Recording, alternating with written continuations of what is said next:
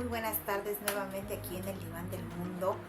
Les traigo un tema muy interesante ya por concluir el mes de septiembre.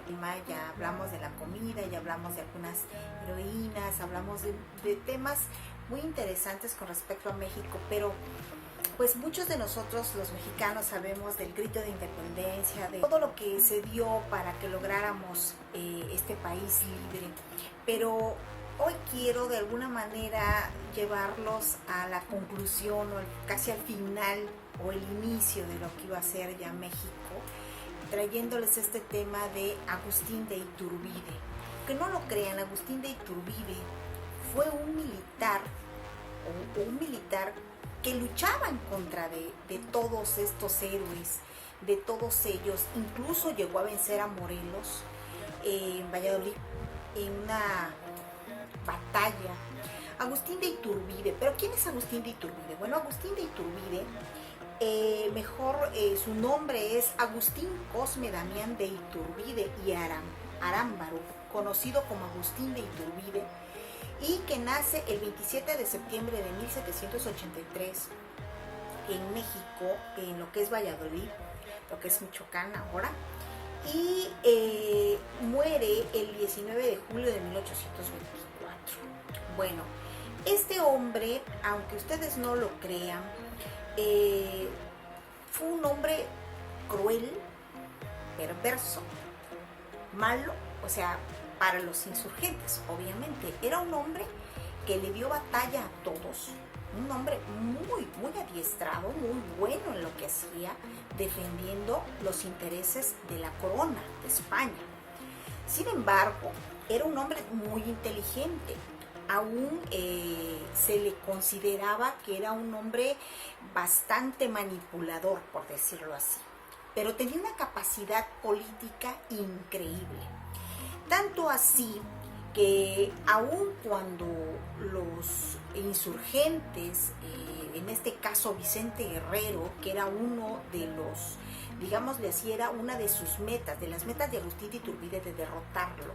Vicente Guerrero era un verdadero enemigo para Agustín de Iturbide. Vicente Guerrero venía siendo como su antítesis de lo que era Agustín de Iturbide. Vicente Guerrero era un hombre honesto, cabal para los mexicanos, con ideas fehacientes sobre la libertad de nuestro país o de lo que era la Nueva España, pero ya como México.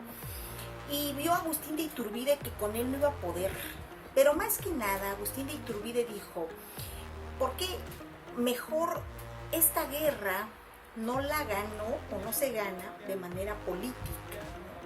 Quiso hacer una serie de negociaciones políticas que al final de cuentas pues sí le resultaron al principio a Agustín de Iturbide, pero también a la larga le trajo consecuencias, pero también nos beneficiamos nosotros como país, porque dentro de ese su plan, ese plan que traía de doble filo, en donde se iba a vanagloriar con los insurgentes, pero a la vez le iba a rendir a los españoles, iba a estar jugando con los dos bandos, pues al final de cuentas le convino mucho a nuestra independencia de México. Entonces tenemos este personaje tan extraordinariamente pues necesario para nuestra guerra. ¿Qué sucede? Vicente Guerrero se dice que ya había ganado varias batallas en el campo en donde le tocaba enfrentar a Agustín de Iturbide, y dicen que Agustín de Iturbide le enviaba cartas y cartas a Vicente Guerrero para decirle que quería negociar. Vicente Guerrero estaba diciendo prácticamente no voy a negociar con él, no voy a tratar con él.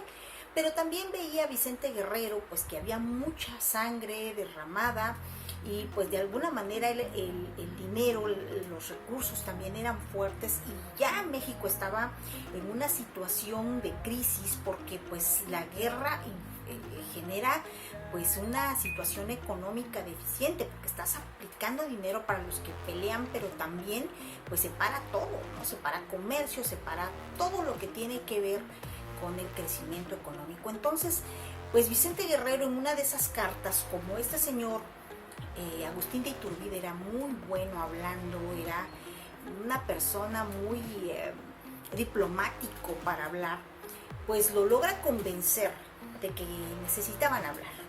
Es entonces cuando Vicente Guerrero pues dice, está bien, vamos a hablar, te voy a escuchar y vamos a ver a dónde podemos llegar, ¿sí? Entonces Agustín de Iturbide, siendo que Vicente Guerrero le dice en dónde iba a ser el primer encuentro y todo, le explica el plan que tenía Agustín de Iturbide, donde le dice, mira, ¿qué te parece que les hacemos creer a aquellos que pues nos vamos a aliar y que pues de alguna manera necesitamos que esto sea negociado, vamos a hacer un tratado, unos tratados en donde vamos a poner que Fernando VII pues va a seguir siendo el emperador y pues que todo va a irse dando así, pero que queremos ser independientes, que nos den nuestra independencia y vaya, que sea un imperio independiente, ¿no? Que se genere el primer imperio mexicano. Entonces Vicente Guerrero pues como que empieza y dice, bueno, pues no está tan mal, ¿no? Ya vamos a... Como ellos, la verdad, no se tenía eso claro, pues ha de haber sido muy difícil en esa época decir, ya somos México y tenemos un congreso y tenemos diputados. No era así, o sea, se tenía que crear todo. Entonces, de alguna manera esto le pareció a Vicente Guerrero algo positivo. Dijo, bueno, pues tiene razón este joven, porque no logramos haciéndolo negociado con los españoles, que ya no se derrame sangre y que nos entiendan que queremos ser independientes, un imperio independiente, porque en ese momento pues no se hablaba de república, no se hablaba de país, no se hablaba de nada de eso, sino que pues venían todavía con esa idea de que eran una colonia de un imperio español. Entonces lo que querían era que aquí se generara ya algo independiente, fuera imperio, república, lo que sea.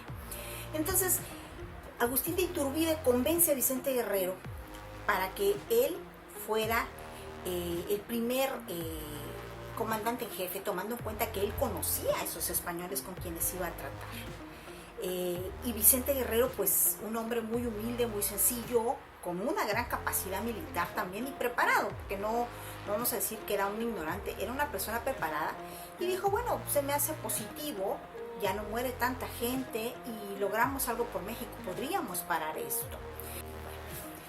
Esta negociación que se lleva a cabo entre Vicente Guerrero y Agustín de Iturbide, ¿no? Y lleva como nombre el Plan de Independencia, Plan de Iguala. En este documento, en este plan, es donde Agustín de Iturbide le hace de manifiesto a Vicente Guerrero lo que tenía que pasar para que pudiera darse esta independencia, pero ya mexicana, o sea, un imperio mexicano. Entonces se da, y les voy a leer lo que decían algunos del plan de Iguala, algunos puntos. Decía, los puntos principales eran: A, religión católica sin tolerancia de otra alguna. B, la Nueva España es independiente de la antigua y de toda otra potencia. C, su gobierno será monarquía moderada, con arreglo a la constitución peculiar y adaptable al reino. D, será un emperador el señor don Fernando VII u otro miembro de la casa reinante española. E, provisionalmente gobernará una junta. F, todos los habitantes de Nueva España, sin distinción alguna de europeos, africanos ni indios, son ciudadanos de esta monarquía, con opción a todo empleo según su mérito y virtudes. G, personas y propiedades serán respetados y el clero regular y secular, conservado en todos sus fueros preeminencias. Se formará un ejército protector que se denominará de las tres garantías, o sea, el ejército trigarante: religión, independencia y unión íntima de americanos y europeos. Y las tropas del interior, sistema de la independencia, que se unan inmediatamente a dicho ejército, se considerarán como militancia nacional. Entonces este fue el plan de Iguala que juntos dijeron pues está bien, y que consideraron ellos propio para poder lograr esta independencia de México. Y se da que en fechas próximas llega el último representante del rey, el virrey, Juan de O'Donoghue, llega a Veracruz. Entonces ahí firman Agustín de Iturbide y este señor firman los tratados de Córdoba. Pues una vez que se firmaron estos tratados de Córdoba entre Agustín de Iturbide y Juan de Donojú, pues se lleva a cabo el reconocimiento de estos dos documentos importantes que marcan la historia de nuestro país como independiente, el Plan de Iguala y los tratados de Córdoba. Pero acuérdense que dentro de todo este grupo de personas pues no solo estaban estos españoles que pues tenían el deseo de pues volver a poner al rey como rey, ¿no? Y le entra pues como que ese deseo a Agustín de Iturbide de, oh, yo quiero ser el emperador. Y sí, precisamente se empieza a gestar todo esto. Yo no quiero dudar que tuvo mucho que ver Agustín de Iturbide para convencer que él fuera el primer emperador de nuestro país. Obviamente él había negociado, él había juntado estos ejércitos, tanto los realistas como los insurgentes, y se había hecho un ejército gigante. O sea, realmente México estaba muy bien protegido, tenía un ejército muy fuerte porque se habían sumado ambos ejércitos. Pero estos ejércitos, aun cuando eran españoles, el ejército realista, pues empieza a sentir esa emoción, quiero pensar, de ser ya un país independiente, y también estos militares empiezan a defender esto como real. Acuérdense que a veces lo que pasa en la mente de de un líder, pues no siempre lo ven de la misma manera quienes lo siguen. Quienes lo siguen el ideal que les dice con la boca, pero no saben lo que trae en la mente el líder, ¿no? Entonces Agustín de Iturbide pues y Juan de Donojú logran que este señor, Agustín de Iturbide sea el primer emperador de México. Pero se empiezan a gestar pues también los movimientos en donde se empiezan a plasmar documentos en donde se dice como para garantizar que aquí no se nos eche para atrás, porque todos conocían a Agustín de Iturbide y cómo se las gastaba.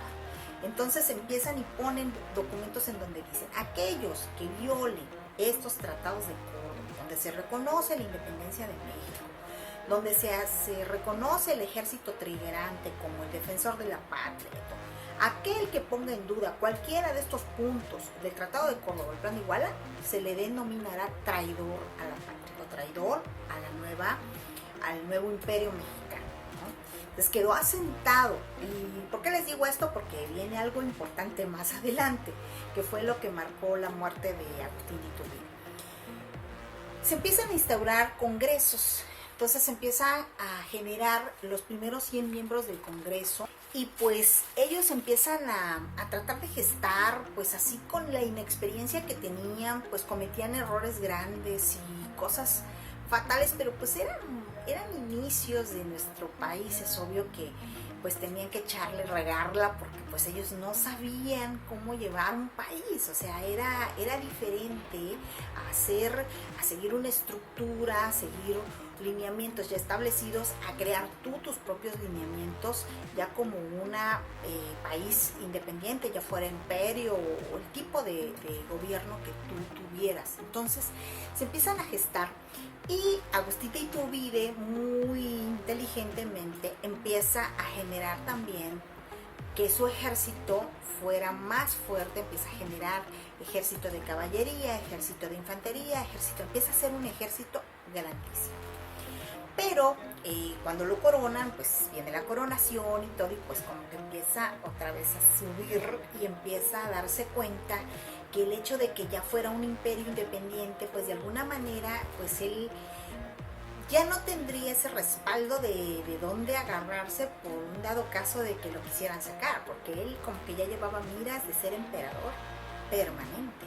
Entonces empieza como a poner en duda esta situación de la independencia, y empieza el señor Santana, una persona que estaba en Veracruz, que era un gobernante elegido en Veracruz, y que empieza a notar esta cierta situación que se empieza a dar, y empieza a ver que Agustín de Iturbide empieza a traicionar esos ideales que había dicho que iba a respetar. Entonces Santana, Antonio López de Santana, proclama un plan de Veracruz, provocando que los antiguos insurgentes de ideas republicanas e inconformes con el régimen imperial se levantaran nuevamente en armas. Y en febrero de 1823 se firma el Plan de Casamata, ¿sí? Como resultado, los borbonistas y los republicanos unieron sus fuerzas para apoyar el derrocamiento de Iturbide. Entonces, el emperador decide abdicar en marzo de 1823 y se exilia él solito a Europa.